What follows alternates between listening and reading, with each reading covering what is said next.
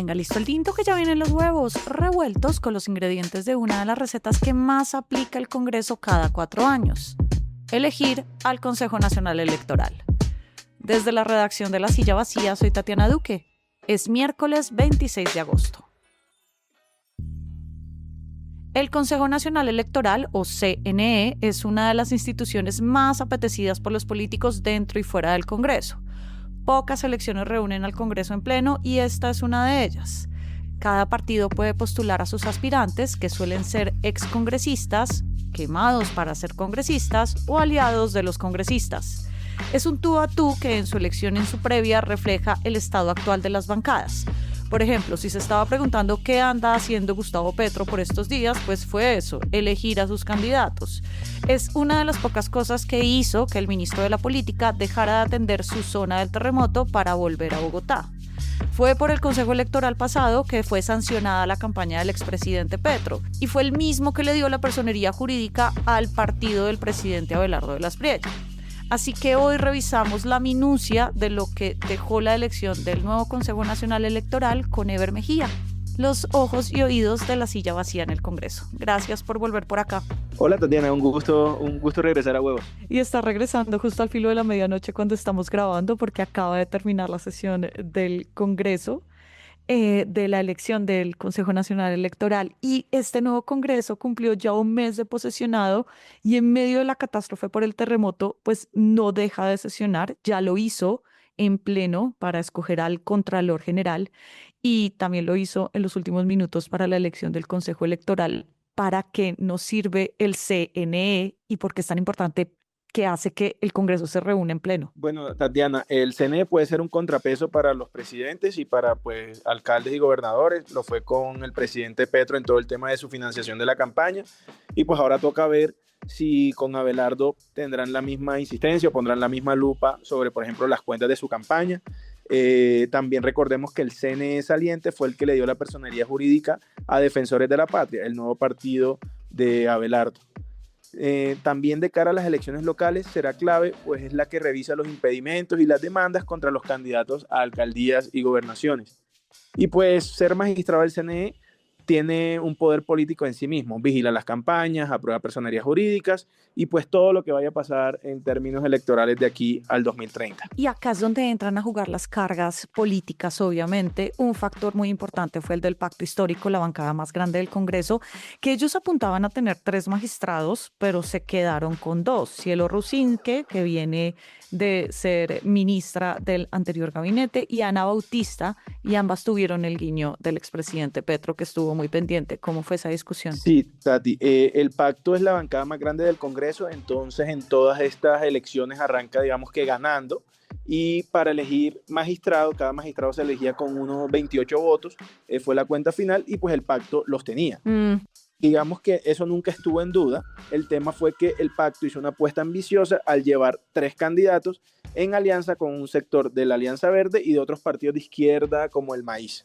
Allí querían llevar al exministro santista Guillermo Rivera, pero las cuentas no le dieron y perdieron ese espacio por 2 votos, por lo cual fueron uno de los derrotados de la jornada. Y esa decisión de llevar 3 candidatos y no 2 fue la primera que hizo el pacto histórico con Iván Cepeda y Gustavo Petro como colíderes. ¿Cómo se repartieron ellos las cargas dentro de las discusiones para tomar esta decisión? Bueno, Tati, todas las cargas las tuvo Petro. Petro tuvo que ver todo por encima de Iván Cepeda. En palabras de un congresista del propio pacto, Petro es el que manda ahí. El lunes se reunieron con la bancada y fue Petro quien definió los 2 candidatos propios del pacto, Cielo Rusinque y Ana Bautista. Eso por encima del exrepresentante Alirio Uribe, cercano a Iván Cepeda, que tenía el apoyo de un sector importante de la bancada, pues los compañeros lo apreciaban porque habían compartido con él el periodo pasado. Petro cuestionó el rol de Alirio Uribe en la estrategia de testigos electorales en las elecciones presidenciales y por eso lo vetó. Recordemos que Petro está promoviendo la teoría del fraude, aunque no existan pruebas de eso. Tati, y si bien Petro sigue mandando, sus decisiones ya generan tensiones internas. un congresista de ese partido me dijo que no puede ser que en el partido haya disciplina de perros y que incluso hay como muchos que están en desacuerdo con algunas de sus posturas, como la teoría del fraude, pero pues que siempre es muy difícil hacerle contrapeso a una figura tan popular y tan poderosa como el expresidente Petro. Entonces vemos que ahí hay unas tensiones. De hecho, una de las que salió molesta de la reunión fue la ex aspirante presidencial Carolina Corcho, que dejó ver su inquietud en un trino en redes. Teniendo en cuenta también que ella es la senadora más votada del partido, pues además de Iván Cepeda, que es el senador por estatuto de oposición, pero que se hayan distanciado de quien insiste en la tesis del fraude, quiere decir que al menos hay algunos que pues quieren dejar atrás ese ruido dentro de la bancada. Sí, sí los hay. Hay voces que no están promoviendo la teoría del fraude. Lo que pasa es que lo hacen de una forma más silenciosa de los que sí acompañan esta postura del presidente. Son inconformidades que pues, Petro acaba de salir de la presidencia y que esas grietas todavía son muy pequeñas, pero existen al interior del pacto. Ahora hablemos del gobierno porque esta votación sí le importó a la Casa de Nariño, al ministro del Interior, allá estaba Rodrigo Lara y tú en las últimas horas pues revelaste una de las fotos del ministro con varios congresistas en el Congreso que puede ser su primera prueba para armar votaciones y le salió bien la jugada porque le quitaron el tercer puesto al pacto. Sí, Tatiana, yo creo que pues el gobierno, a pesar de que no tiene una bancada grande, pues Salvación Nacional, el partido que lo avaló de las Priellas solo tiene 5 congresistas, dentro de todo logró una victoria. Rodrigo Lara llegó temprano al Congreso, se reunió con el Centro Democrático, pues en una de las oficinas del Congreso estuvieron varias horas. De hecho, esas reuniones hubo tensiones, hubo varias planchas que se armaron para que cuadraran los votos para los partidos de la coalición de gobierno. Por ejemplo, salió Gabriel Vallejo, el director del Centro Democrático, sin dar declaraciones y decía, no, vengo a tomar aire porque es que no se ha definido nada. Entonces siempre como que había tensiones, incluso en los pasillos se escucharon como se alzó la voz en algunos momentos de esas reuniones y al principio la idea era llevar una plancha con los 7 candidatos del gobierno, de la coalición de gobierno.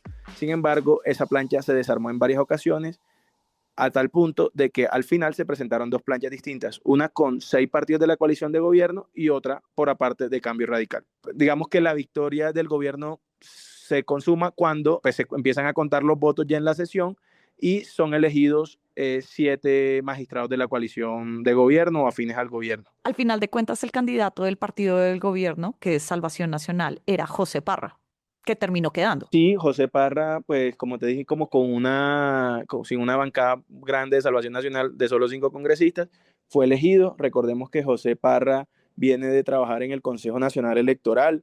De hecho, en el Congreso se dice que lo impulsaron los magistrados salientes. De hecho, Parra fue el líder del equipo que estructuró los contratos de testigos electorales que están siendo investigados por la Contraloría y la Procuraduría por posibles sobrecostos y direccionamiento tras una investigación de la silla vacía.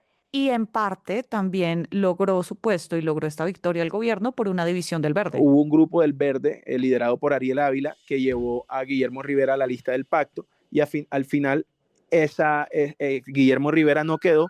Sin embargo, otro bloque del Verde, liderado por el grupo del gobernador de Boyacá, Carlos Amaya, se sumó a la lista de Cambio Radical.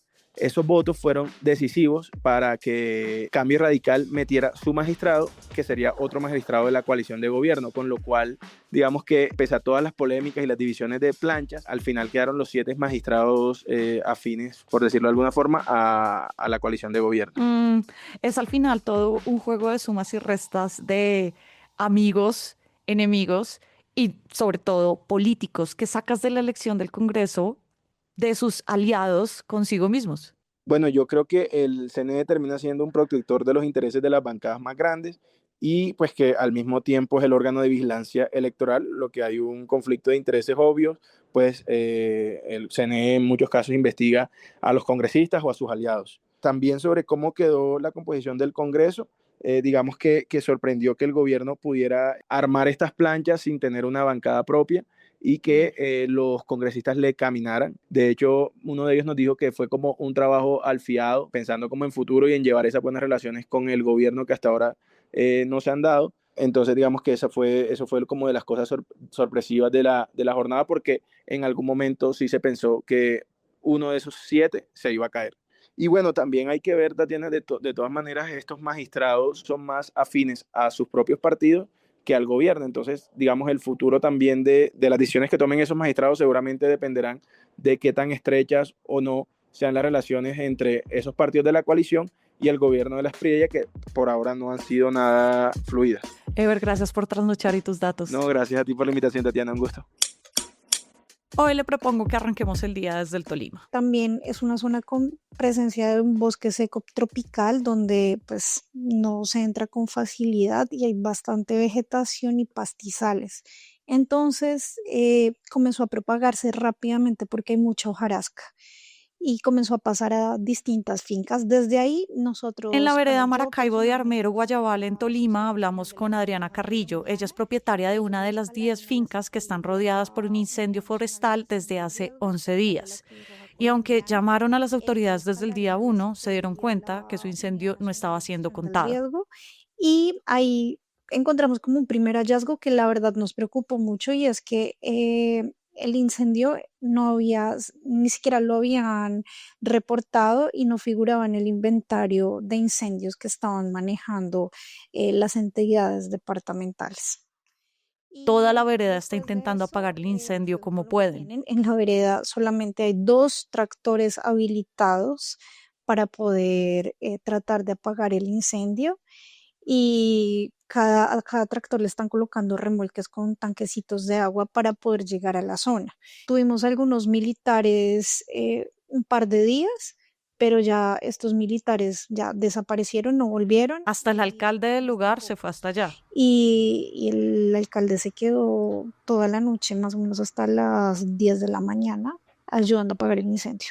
Porque solamente el domingo pasado llegó un helicóptero a lanzar agua. A mí sinceramente me parece un poco inadmisible que si hayan helicópteros para la guerra, pero para asistir a las comunidades no tengamos helicópteros, porque no podemos esperar a llegar a una situación muchísimo más grave para comenzar a actuar. Este es solo uno de los más de 10 incendios activos que hay en todo el país y Tolima es una de las regiones más afectadas por la previa del fenómeno del Niño. ¿Has sentido el fenómeno del Niño en la vereda?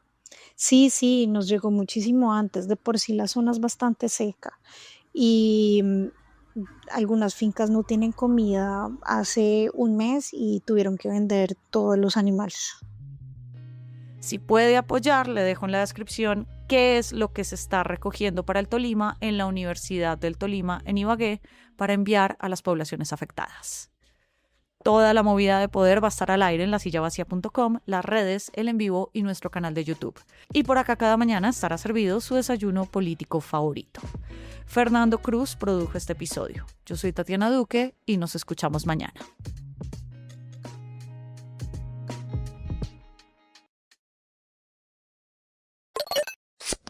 Hacer periodismo independiente cuesta. Cada suscripción a este canal nos permite financiar historias que revelan patrones, intereses y otras dinámicas de poder que otros no cuentan. Suscríbase y sea parte de la comunidad que apoya a La Silla Vacía.